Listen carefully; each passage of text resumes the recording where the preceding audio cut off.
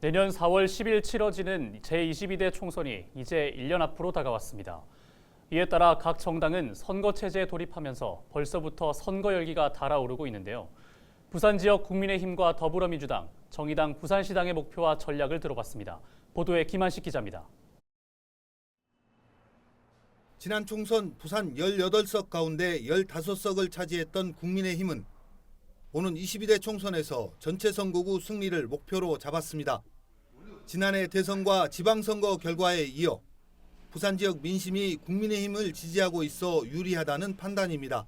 내년 총선 핵심 현안을 묻자 가덕 신공항 조기 개항과 2030 세계 박람회 유치, 원전 핵 폐기물 저장소 문제 등을 꼽았습니다.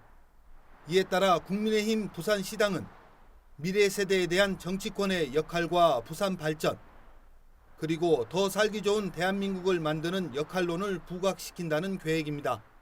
집권 여당으로서 엄중한 책임감을 가지고 서민 경제를 활성화하는 데 최선을 다할 것입니다. 아울러 가덕도 신공항의 2029년 조기 완공과 2030 부산 S4 유치, 그리고 산업은행 부산 이전 등 21대 총선 부산에서 3석을 얻었던 더불어민주당의 내년 총선 목표는 부산 지역 전체 18석 가운데 절반인 9석입니다. 최근 중장년 중도층의 입당 급증과 윤석열 정부의 외교 참사와 인사 실패 등 잇따른 실정에 대한 비판 여론이 부산까지 확산됐다는 판단입니다.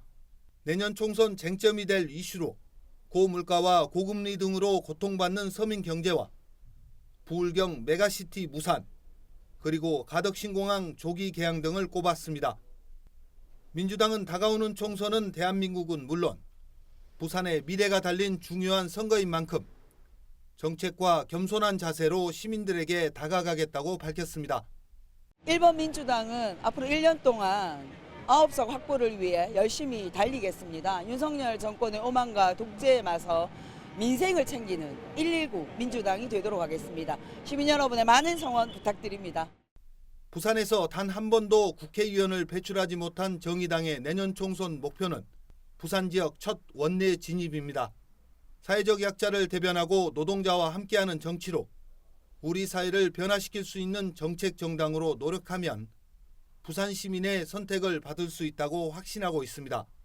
이번 총선 쟁점이 될 지역 이슈로는 고리 2호기 폐쇄와 고준위 핵폐기물 임시저장소 법안 저지, 교통체계 전환과 무상 대중교통 등 정책 중심 정치를 예상했습니다. 정의당은 거대 양당의 프레임 정치가 정치 무용론으로 이어지고 있다며 민생을 위한 적극적인 행보로 신뢰받는 정당이 되기 위해 역량을 모으겠다는 각오입니다. 정의당은 현재 어려움을 극복하고 미래를 준비하는 정책으로 2024년 총선을 준비하고 있습니다. 그래서 청년, 노동, 기후, 돌봄 등 생활 밀착적 공약으로 전국 주도권에 향방이 걸린 제22대 국회의원 선거가 1년 앞으로 다가왔습니다. 내년 4월 10일 치러지는 총선은 현 여소야대 지속과 재편 여부가 걸려있는 만큼 여야의 치열한 접전이 예상됩니다.